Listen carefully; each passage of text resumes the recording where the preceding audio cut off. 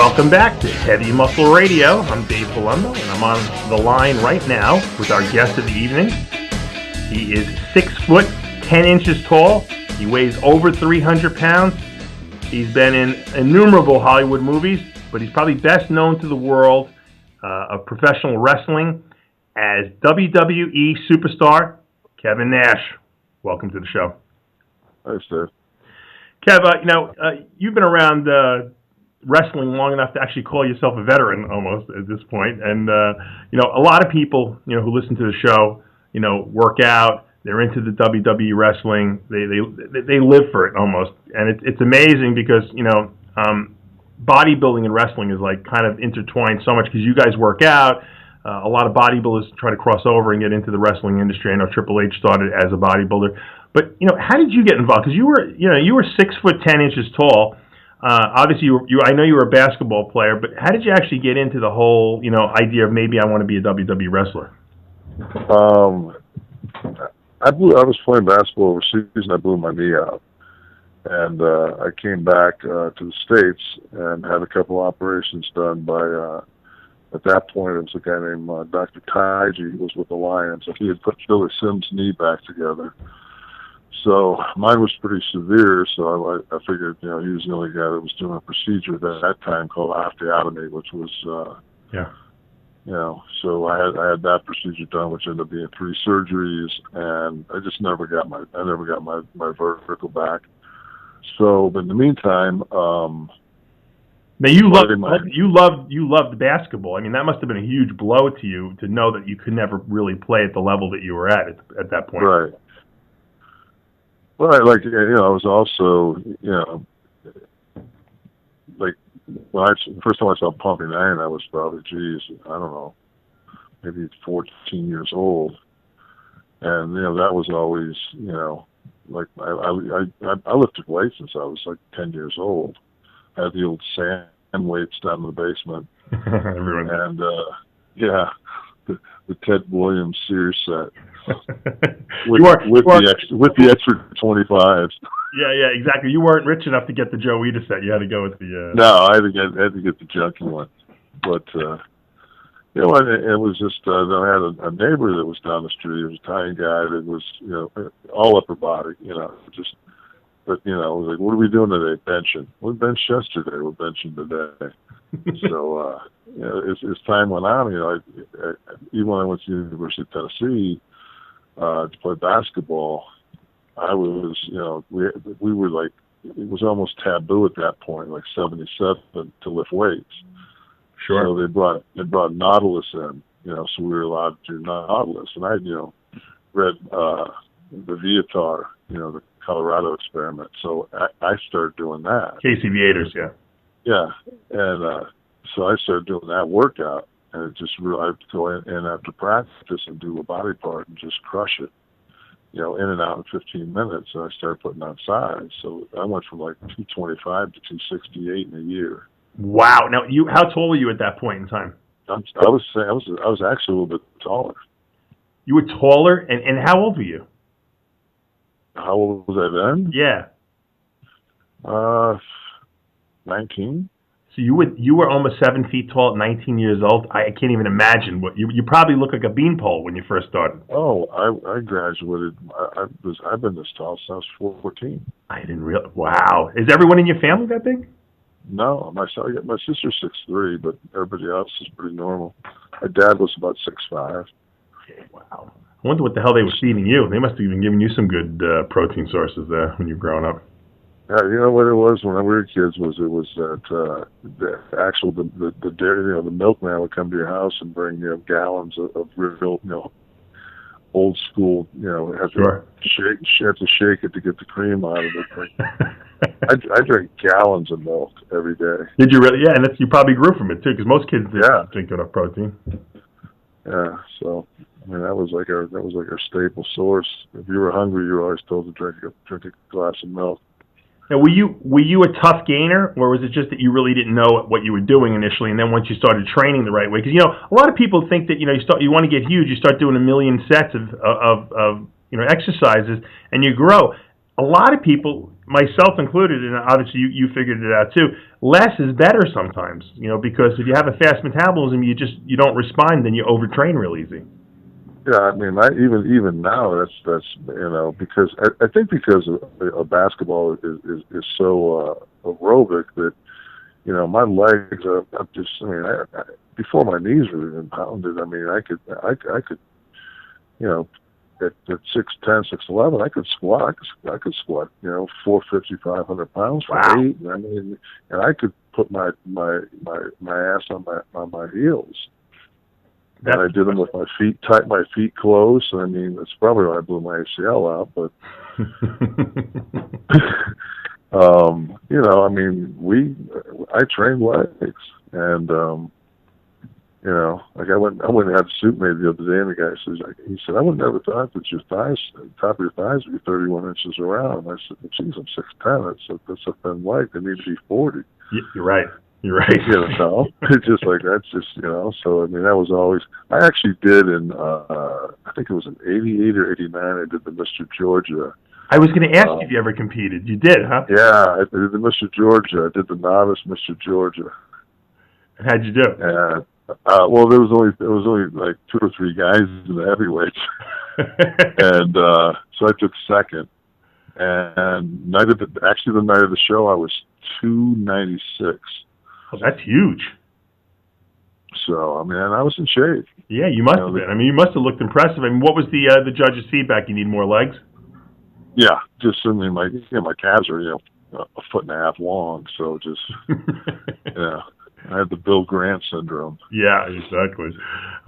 Now, at some point, obviously, somehow you became upon wrestling. When do you remember the first fascination with wrestling? Because you said you had an early fascination with bodybuilding, but when was the first time you can remember seeing a wrestler on TV and saying, wow, that might be something I want to do? Well, I mean, it was like when I was rehabbing my knee, my buddies and I went to Joe Louis Arena to watch the WWE, and Hogan was on the card. Mm-hmm. But like the first match of the night was the Ultimate Warrior, and he was a Dingo Warrior back then, and he was, I mean, he was like probably 305. Holy moly! He was like the biggest dude I had ever seen, and I'd seen some, I'd seen some pros that came through, like at the Mr. Michigan that had, Ron Love. I trained at the Powerhouse when Ronnie Love was around. So, and Ronnie was 270 off season, and if not bigger. And so, I mean, the thing that kills me is to this day, you go to a gym someplace and be some guy that's like, won like a local contest. And he thinks he's going to go pro, and I'm like, dude, I was just out Venice Beach, like probably a couple months before the Olympia, and Heath was out there, and Kylie was out there, and right. It's just like when you see a pro, and you see just the size of their arms alone, nothing else. I'm just like, dude, you got like 17-inch arms. Like you're not going to put 4 inches of size on your arms, man. You're 30. You're done. Exactly. Well, in 1996, I went out to Maryland to see Kevin Levrone. I was going to help him with his diet. I was 300 pounds.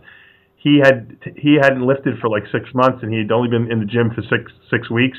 And I said, well, let me see what you look like, thinking he was going to look terrible.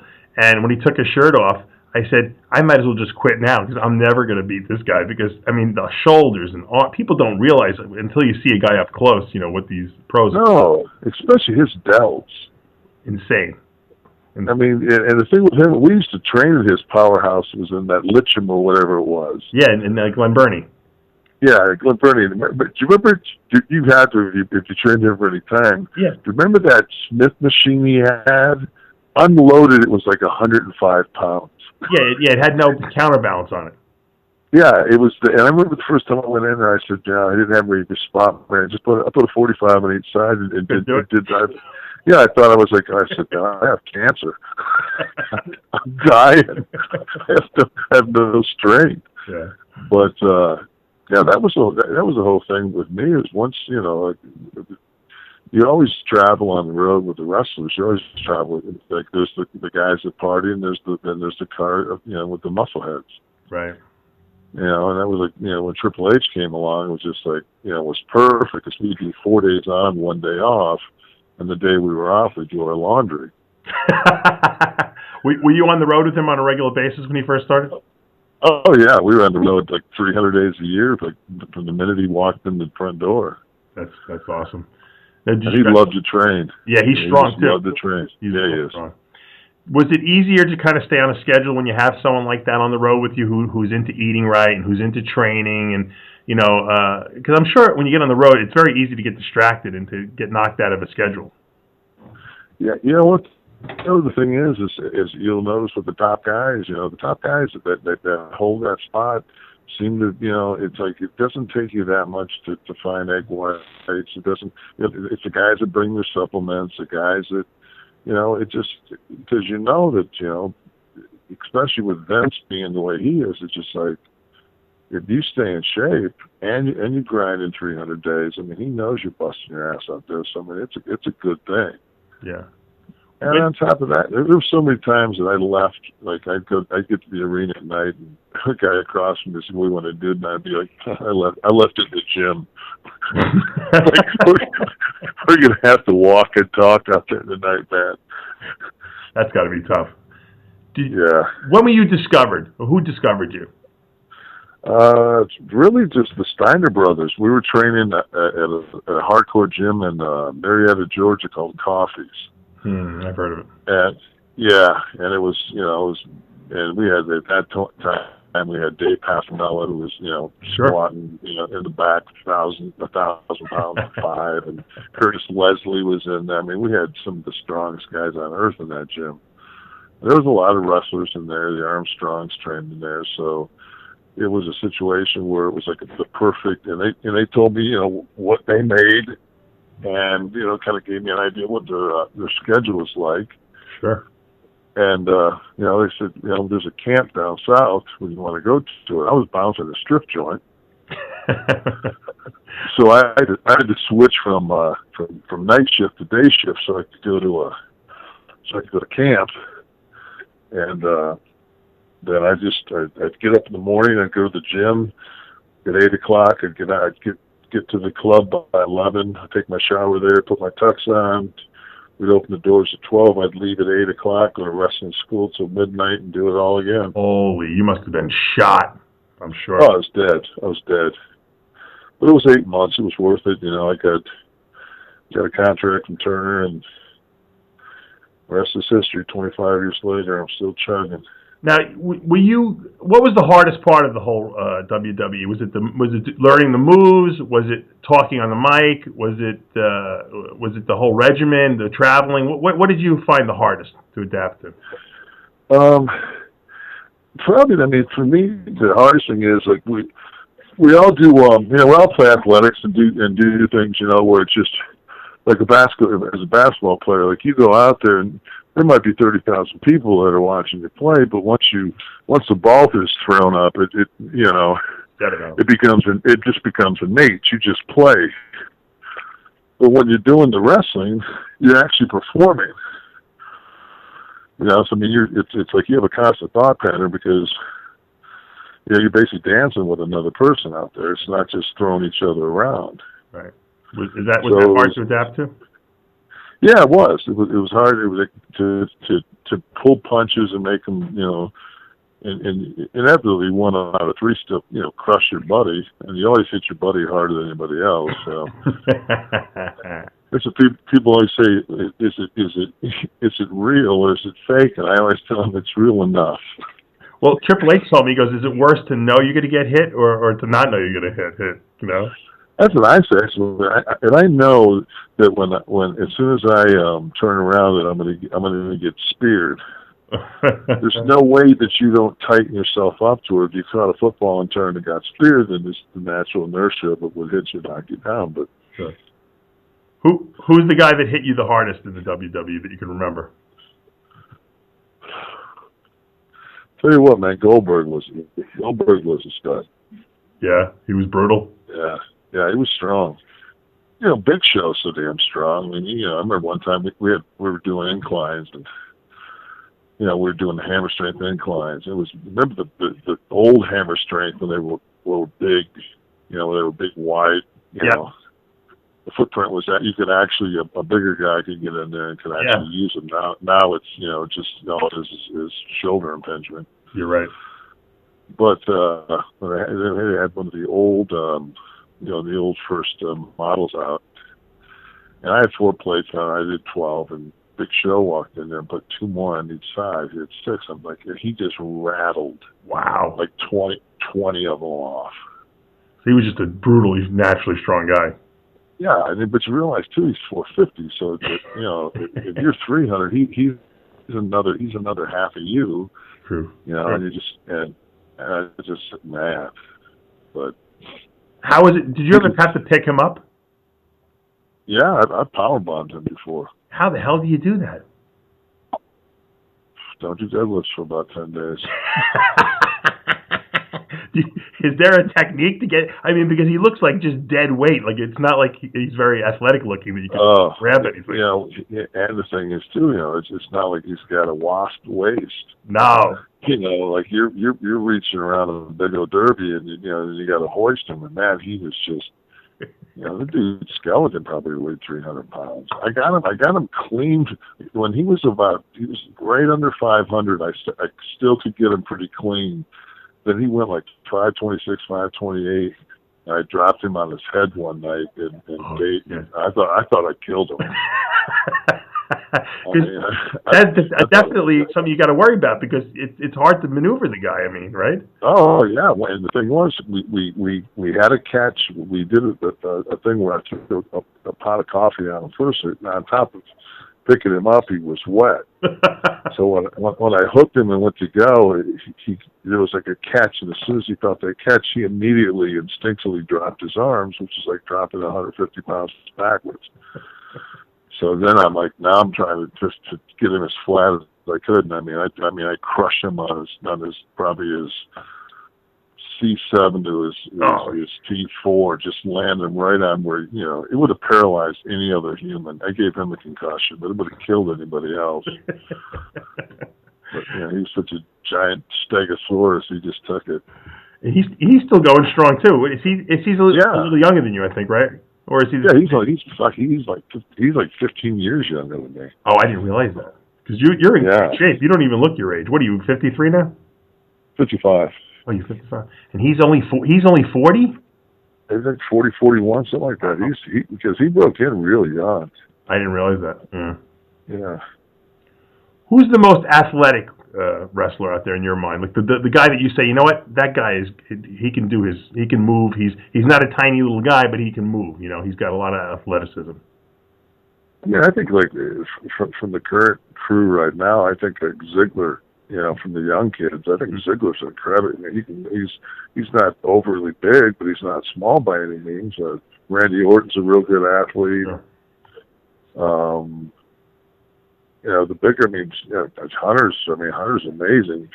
He's a much bigger man than you think he is. No, I know. Yeah, he's like 6'4". People. He hangs around a bunch of giants, and people don't realize how big he is. From my year, like Shawn Michaels was incredible. He was an incredible athlete. Billy Gunn is a big old giant dude. He's been around for a long time. Yeah, he has been around. He's cock strong. He actually raced The Rock in the parking lot probably about 8 years ago. Really? He had a pair of untied high techs on and beat The Rock, and then turned backwards and ran the last 10 yards. Really? Wow. In probably 120, 130 yards. The kid is just, he's got to be 45 years old now, and still, man, he's just a stud. Very impressive. Vince is crazy in the gym still too. He's still squatting 405 at the bar and stuff like that. Double quad rough, everything. I saw him at the Hall of Fame and gave him a hug, and just like he's solid, man. He looked at me at the Royal Rumble. He goes, "Well, you still look good." I said, "Well," I said, the bar's been set pretty high around here. Like you're like 68, dude.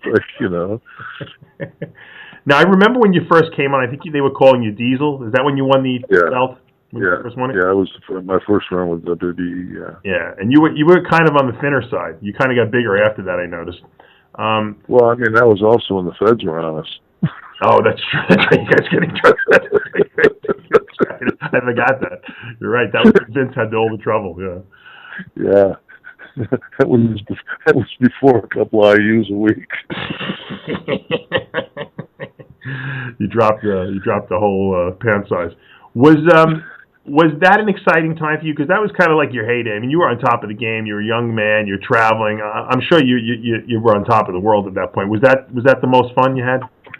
Yeah, I mean that, and then when Scott Hall and I jumped and went to Turner, and the NWO thing with Hulk, it was like because that became pop culture. The NWO did. Absolutely, yeah. And then that probably 8-year run. Though it was hell of my family. I can imagine. He was living like a rock star. I'm sure it probably took 10 years off my life.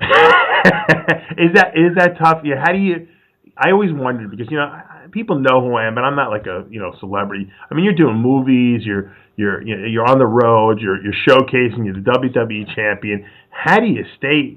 I mean, I'm sure you had your fun too, but how do you stay from self-destructing like some of these guys do? I think one of the things that saved me is I grew up pretty poor, and to start to make that money and realize that the only way you're going to make that money and continue to make that money was to have some kind of checks and balances. One of my things was that I actually wrote a paper in college about the positive addiction of weightlifting. Interesting. Because to me, it's that's like I'm addicted to it. It's taken me even now. Like when I go on vacation, it's hard for me if it's like my wife will say, "We're going to go here, we're going to go there," and I'll be like, "Did you see they have a gym? What do they have? We go on a cruise. We go on a cruise ship. Like what do they have? Okay, they got a side deck system and up to 80-pound dumbbells. I can get something done." But then you train like chest, back, and legs before you get on the boat in those 3 days. So you're so overtrained you can't even train for 3 days anyway. No, you got to make sure that you get it in. Because God, you got to get work out, right? Because you know what, you never know when the over 55 Olympians can give you a special invite. That's right. Could be right around the corner.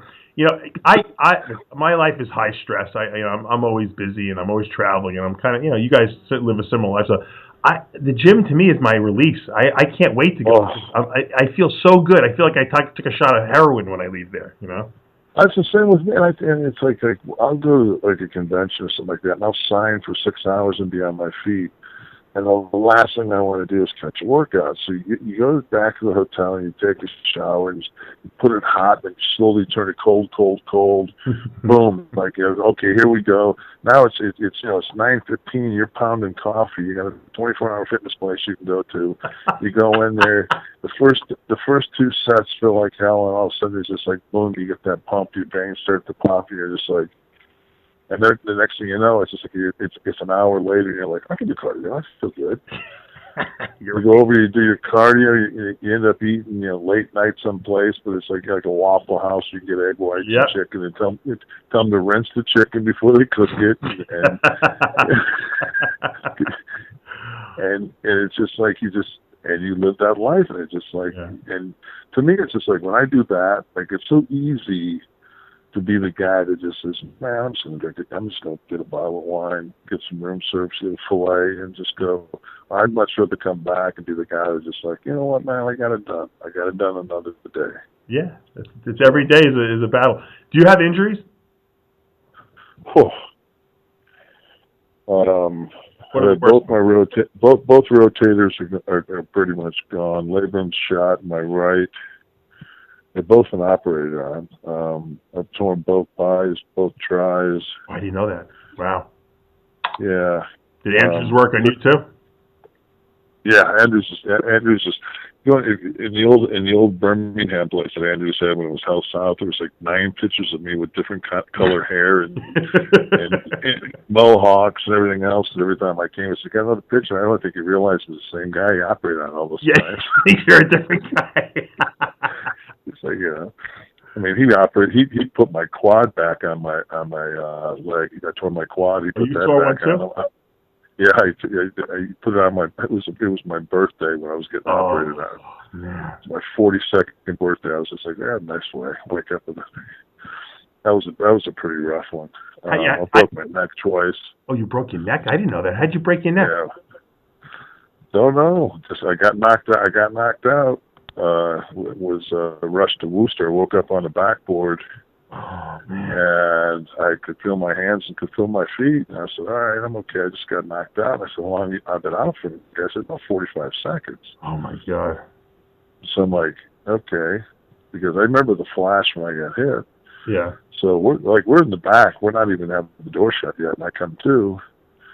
And because the ambulance was just sitting there. So the minute I got knocked out, they put me on the board and had me moving. So they took me in and gave me an MRI and a CAT scan, and the orthopedic guy that was on duty came and he said, you broke your neck twice. And I said, twice? What? He said, yeah. He said, you got a fracture your C4 in the front, he said, and C7 in the backside. He said, C4 it looks fresher, but they're both healed. He said, your 4-5 cervicals are starting to fuse. Oh, the disc is gone, and I was just like, all right, that's nice to know. Yeah. So you never did anything for it? Well, I mean, I had like a you get like a stinger. I had that brachial plexus thing right. Where my whole right hand, my right side shut down, my lat, my pec, and my. But I took one of those med packs. And they worked? Yeah, I took one of those med packs where they give you it's like 7 one day, 6 5, 4, whatever it is. I took one of those, and slowly. I mean, it was just. Got lucky. Yeah, and it was one of those deals where I thank God for hammer strength because I could just sure. train that train my because anytime I've ever gotten injured, if I tear my right bicep, I still train my left side. Me too, absolutely, got to do that. Yeah, I mean you have to, and people might say, oh, it's insane. I'm like, no, man, there's a crossover effect. I said you would be, and I've told people time and time again, you've got to train it, and people. I tore my quad. I sat there and my right knee is destroyed. That was the one I tore up that cost me my basketball career. I tore my left quad, but all of a sudden it was like doing single leggeds, and I basically strengthened that leg up to the point where it was just like, wow, it came back almost 1.5 inches. That's amazing, isn't it? You're like, and then you start rationalizing. Well, maybe that was the reason I tore my quad. Now my legs will be even. Yeah, I'm sure it was. I was dragging my body around with a bad quad for so long. How much range of motion? How long did it take you to get your full range? And did you get your full range of motion back on the quad? I got it back, but I mean, that was. It took me about seven months to get full range. You're lucky. I'm still battling after 1.5 years to get full range back on my quad. Yeah, but God, I mean. If you put my quad on your body, you got full range tomorrow. Oh, because you have a long leg. Your problem is your hamstrings taking 20% of the range. Yeah, you know what? I had a quad repair done, and the guy did a terrible job. I had to have it redone, and then they immobilized me for 8 weeks, and then I lost range of motion because of scar tissues, and they had to go back in there another time and arthroscopically remove scar tissue. And I'm very flexible by nature, so I don't know if you experience this, but the physical therapy to get your range of motion back is like the most brutal thing of all time, isn't it? They can sit there, they'll work on you, they'll ice it, they'll heat it, they'll do all this stuff, they'll stem it, then the guy will come in and go, okay, time to range you. And you're like, you just start sweating. And I would just tell the dude, go get me, after the third time, they knew, just get a white towel, roll it up, I'll stick it in my mouth so I can bite it. and they just basically just jam your leg back. Yeah, it's brutal. I would rather. It feels like you're re-tearing it for like every time they push on it. It's crazy. And the thing was, like, finally I got this massage therapist lady that would come in on every day when I was being ranged. And she worked on staff. And I was just like, I said, dude, you don't understand. I said, I was in that immobilizer for 8 weeks. I said, my IT band won't bend. Yeah, that happens. It's like it's not even as much my leg, my knee, my actual quad as it was my IT band. I said, you got it. And she worked my IT band. Finally, she got that scar tissue out of that IT band. Then I started getting more of a range of motion. Have you had any of those active relief guys work on you? I've done everything. Believe me, it's. Yeah. If you saw the pain, my girlfriend now currently is a physical therapist too. She stretches me at night. The people who live downstairs hear me shrieking in pain because it is brutal. Brutal. It's unbelievable. Now, somebody told me, one of the guys came in and they were talking about an I probably don't have it right. It's either AT or AV or something like that. It's a peptide. Peptide? Yeah, peptide. They said that it helps. It says the guys said it was completely legal, and it was a peptide of some sort that was supposed to help rejuvenate, your body, especially when you're scar tissue up as we are.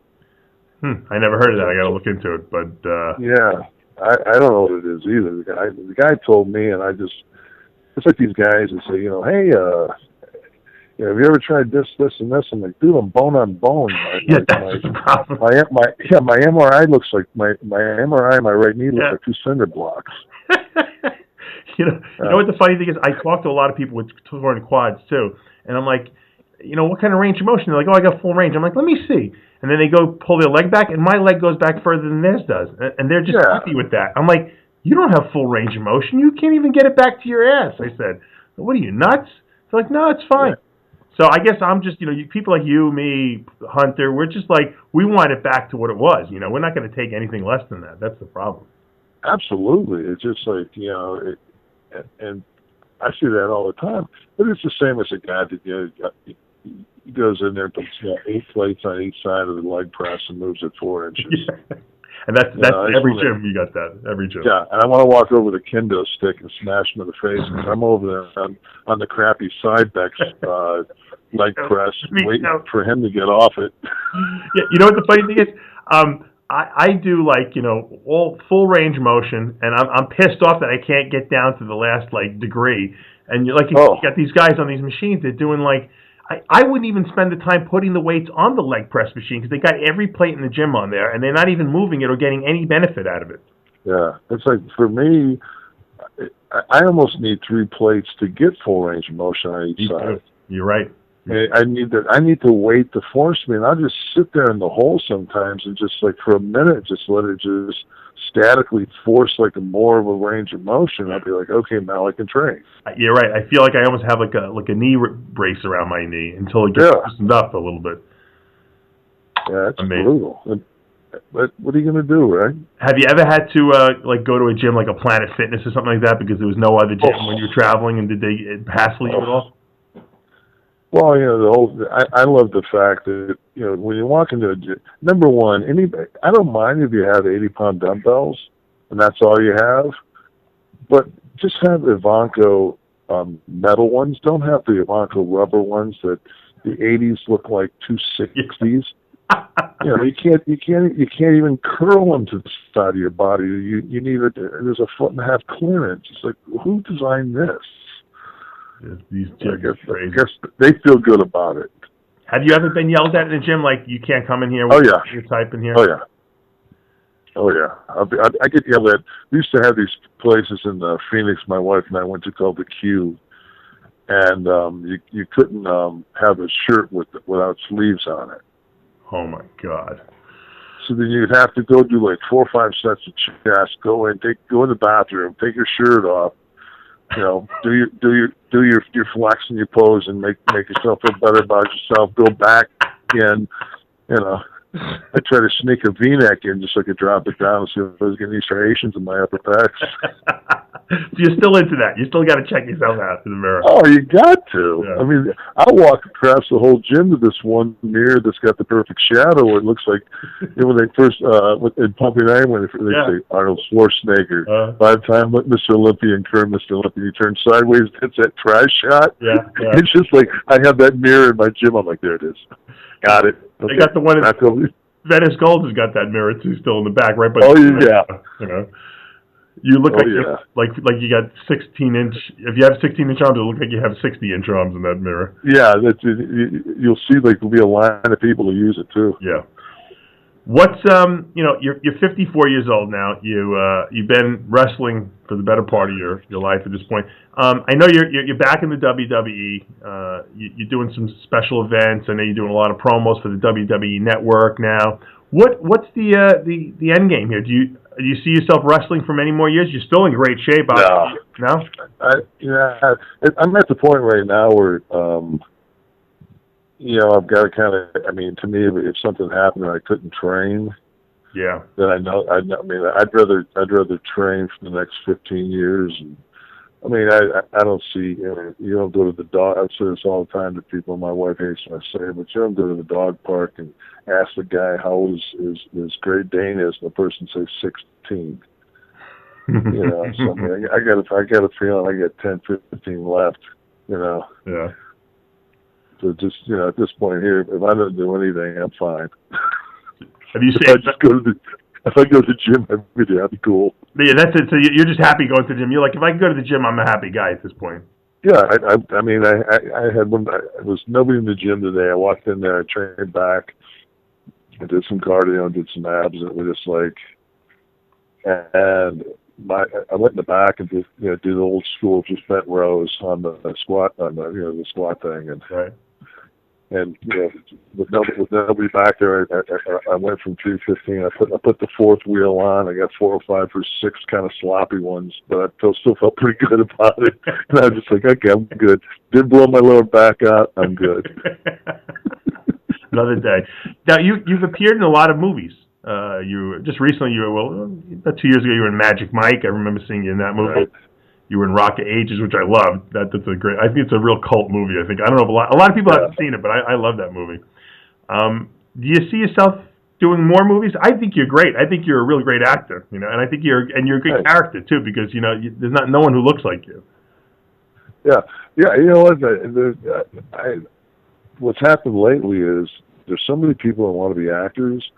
That people, and there's so many places now. It used to be everything was out of LA, but now it's like it's New Orleans, it's Atlanta, and they want to do all local hires. So they want you to basically get there, pick up your hotel, and then pay you a scale plus 10%. It's just like, I mean, when I did Teenage Mutant Ninja Turtles in 1991, right.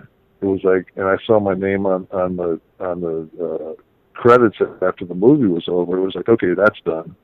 Did a movie, that's done. Did a bodybuilding show, that's done. Got it because they used to call me praying mantis when I was a kid because I was so tall and thin. Right. So all I ever wanted to do was get a trophy for my body. Right. Got a second place trophy, done. Checked it off. World champion, done. What about, but acting is good. Acting is very creative, and you seem like a creative guy, and that's something you can kind of, and you really recreate yourself a lot. You have a million different images, and that's probably great for Hollywood, I would think. Yeah, the thing is too, like, you can't have gray hair. Like I can dye my hair tomorrow, but 40 years old. Right. But you can't look, Tarantino's got a Western that's coming out. I mean, if I had a dream project to be on, it would be that. But, he uses his same crew as everybody else does. I'd love to be in Magic Mike 2 if it was as not like, maybe like, they got rid of me and I ended up, driving the crew someplace like that. Because that dancing on my bad knee was. I went to the doctor in LA and said, "Dude, I need a cortisone shot." And he looks at me and he goes, "There's no space to put a needle between the dolphins." Yeah, people haven't seen that movie. It's hysterically funny watching you in that movie dancing. Oh my God. Yeah, and then he told me it was like the 16th take, and we were doing these jumping jacks, and I said, "Man," "fuck," I said, "I can't do any more jumping jacks." And he says, "Just don't do them." So I don't do them for one cut, and that's the one that makes the movie. Oh my God, that's funny. How did you even get cast for that movie? I got a call from my agent. He said, Soderbergh is gonna call you tonight. You're gonna Skype with him. He says, "You know who Soderbergh?" I'm like, "Yeah." Everyone knows him. I know who he is. Yeah, who doesn't know who he is? So Carmen, his casting director, called me and we talked, and then he was just in the room. We didn't really talk, and Carmen and I talked, and we talked the next day for like about another 45 minutes, and then I was done, and it was I knew it was a male dancer. I knew it was for the role of Tarzan, and yeah, they sent the script, and Steven, he's like kind of an open palette as far as it's scripted, but like he'll just run the camera for 15-20 minutes here and there, and just pick up whatever he gets and edits. So I read it, and it was kind of cool because the Tarzan character basically takes too much GHB, passes out, which gives the open for the kid to become, the star. So it was to me, it was a pivotal moment in the movie. Yeah. And I got to show my acting ability, like I would know what it'd be like to pass out on GHB. You don't know that, right? You never understand that one, right? No, I don't even remember what it's called. Reduce it. Now, you remember you could buy this stuff at like GNC with like it in 90. I remember. No one knew. People didn't know what he did. Bodybuilders all knew. Yeah, everybody knows it. I mean, I remember one time I took care of stuff. My wife said, "I think the dog needs to go out," and it was like towards the bottom of the seat trying to get down the hallway. It's like, whoa. When it hit you, you're out. You didn't know where you were. And you'd wake up and you felt great. Oh, it was perfect. You didn't have to, that's why none of us had big derbies, because none of us drank beer, because we just drank a little G every night. Let me ask you this. Why did you let your hair go gray? I mean, obviously you're in show business. Your look is important. You got the greatest head of hair of all time. I would kill to have your head of hair. What made you decide, I'm just going to go gray at this point? I don't care. Because nobody ever has. There you go. That's interesting. Nobody ever has. Everybody, to me, it's just like, and kids, I remember a long time ago it was a fighting game that my son it was maybe even DOA or one of those. And he was like 4, but he would always pick this old kung fu guy that had long gray hair. And I said, "Why do you always pick him?" He says, "Because he's badass, Dax. He's like an old wizard guy." And then when I saw Roadhouse, and I always thought that Sam Elliott's Sam Elliott, you're right. That's the look. So I said, I'm going to pull that off. I said, that's what I'm going to do. I said, I'm going to pull that character off, and I'm just going to be a bigger version of it. And it's funny because little kids, 5 and 6 years old, bought that gray hair doll. So you are good at recreating yourself. Why has your name changed so much in wrestling? How come they always giving you? How come you have Nash? You went as Kevin Nash. You went as Diesel for a while. Now you're back to Diesel. Why do they keep changing your name? You're the same guy. Yeah, actually, once I was Kevin Nash. I mean, some people still call me Diesel, but I mean, I just go by Kevin Nash now because people that's what they know me as. Okay. The first couple of years, I just kind of banged around and just give you whatever. The thing is, if I use the moniker Diesel, then the WWE owns that, but nobody can own my name. Oh, I see. Okay, that's smart. Yeah. I like Nash. I think you look like more of a Nash. It's like a badass. Yeah, I mean that's a good name. Yeah. I would, there's actually kids, like fans that name their sons Nash as the first name. So because of you? Yeah, that's I always funny. think that's kind of cool. Yeah, when people are such big fans that they're naming their kids after you, you did a good job, as a character.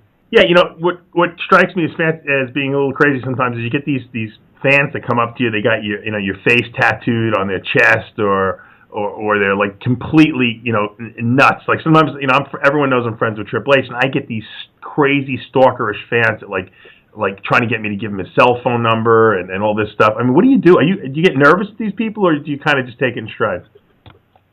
Yeah, I did a signing in Germany about a month ago, and this guy would come by. He probably came by like 15 times and would get one item signed at a time.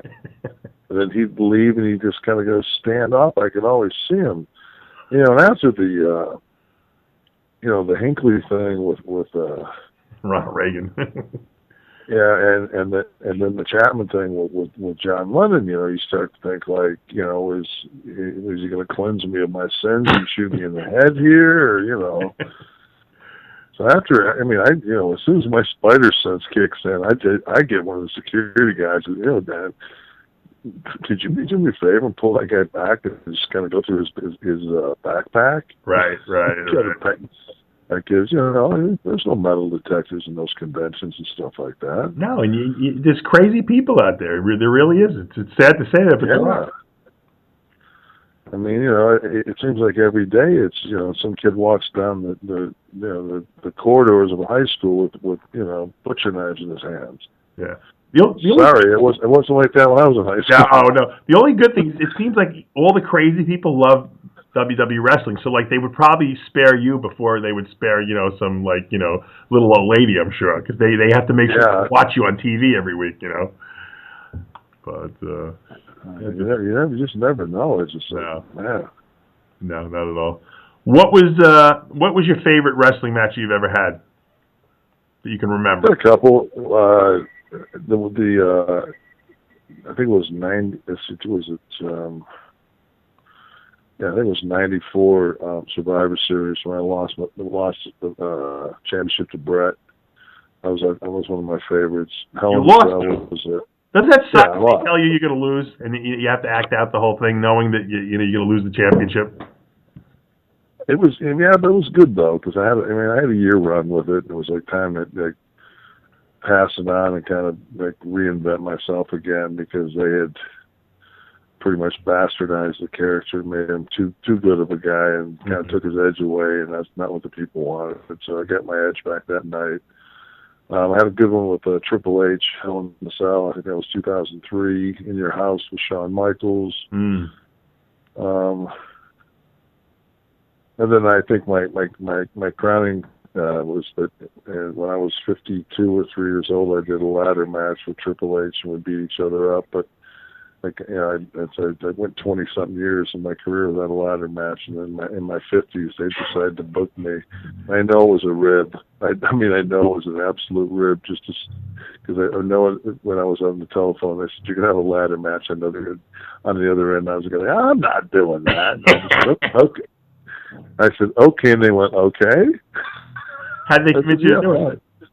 I just did it. I knew that I wasn't going to win. So that means I'm falling off a 16-foot ladder at some point. So, how do you prepare for that? If you're an atheist, you better get some belief quick. Is there a proper way to fall off a ladder? You must have. What I told my whole thing was that I went from a psychological standpoint of, if I was just going to fall and fall flat, right, the only thing you can do is land as flat as possible. Right. So I said, can we have a table out there that we set up, so I can go through the table, so that will give me something to put my mind on, is to go through the table. Then if I go through the table flat, then I'm going to hit the floor, a second later. But I didn't go through the table that flat, and the end of the table and I'm banging in the head and gave me a concussion for about a month. Oh, shit. I'm kind of afraid of heights the bigger I got, the more afraid of heights I became, because I think, I realized how vulnerable I was at that weight. You're a big guy. You could climb up a ladder and you're 20 feet over the stage. How do you block that out? Plus you're trying to hit each other and everything. It's just one of those deals. You're okay, here we go. what's the worst thing that can happen? You can die. Yeah, that is pretty. You know what I can say? You know what I hear people say? Oh, those wrestling guys, those mats are soft that they fall on. I'm like, but they fall from a very high distance. And what are you, nuts? It's like landing on a bed of 2x4s with a 1-inch pad on top of it. But yeah, that's soft.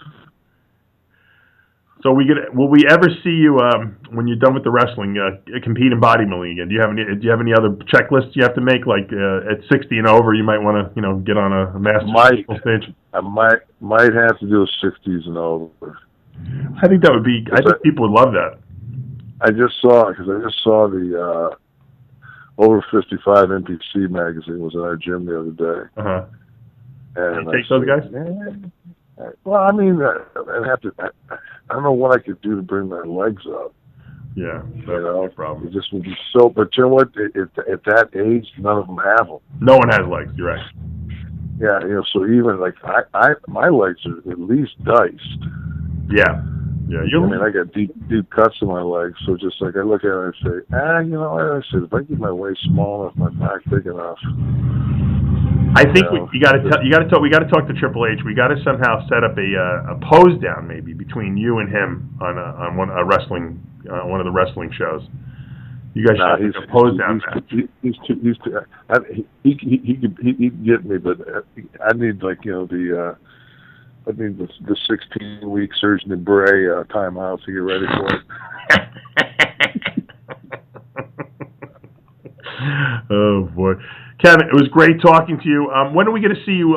What next big event will you be at for the WWE? Anything coming up? I don't know. I haven't talked to Paul really since WrestleMania with the tragic loss of the Warrior and everything. It was everybody's just kind of been selling that. Just I don't know. You know, whenever they call you. No more ladder matches. Yep. Though. No more ladder matches. What did you think about when you hear about like a lot of these guys in the WWE who are passing away in their 40s and 50s? Obviously, the Ultimate Warrior being the last guy. Does that make you nervous at all, or do you realize because I think about this stuff. I see a lot of bodybuilders my age dropping dead, and I'm like, holy mackerel. Well, you know what? I mean, I'm a realist. I mean, I know what I've done, what I've done, what I haven't done to my body. I see these 85-year-old guys walking around Walgreens that have bent over, almost with their knees to their or chin to their knees, and they're still walking around. And like I say, if that's life, I'll pass. True, you're right. I agree.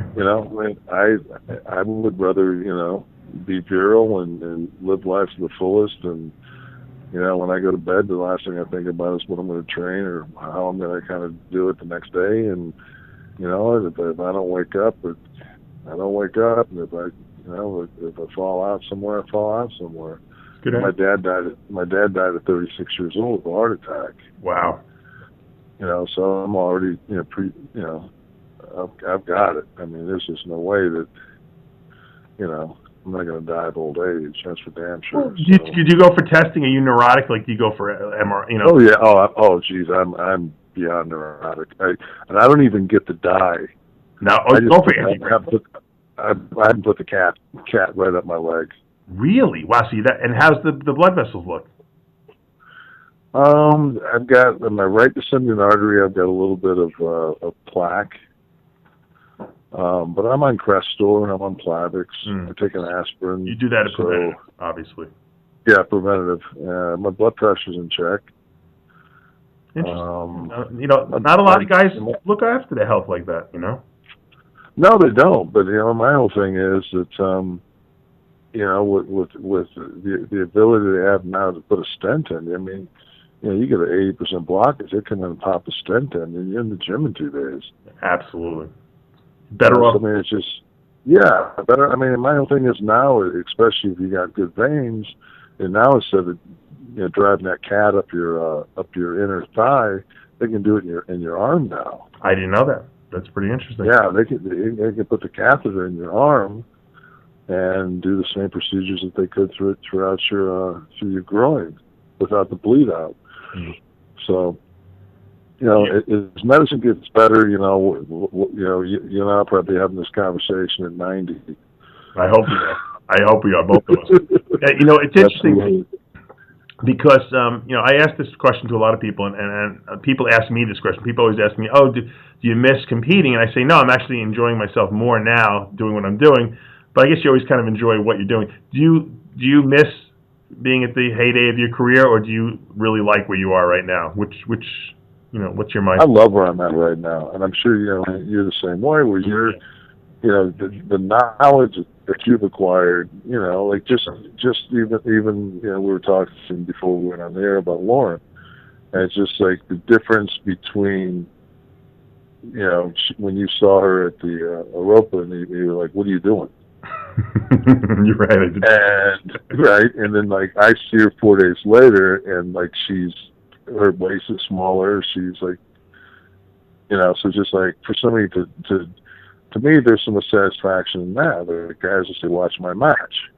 Sure. And I'll say, sure, I'll watch it. And you give them, one or two things on the chain, and you watch them take those things and progress, further in their career. Just like, what we have now is knowledge and wisdom, and you only get that by playing the game for as long as we both have. Yeah. So for you to be able to change somebody in 4 days, it's empowering. You're right. That's actually empowering. Yeah, that's power. It's incredible power because it's the power is knowledge. Yeah. Just to clarify, so people understand what we're talking about. Kevin trains with a 4'9", 98-pound bikini competitor, and she's the one who kind of put us together. But she's also one of my species nutrition athletes, and she's a great girl, Lauren Triani.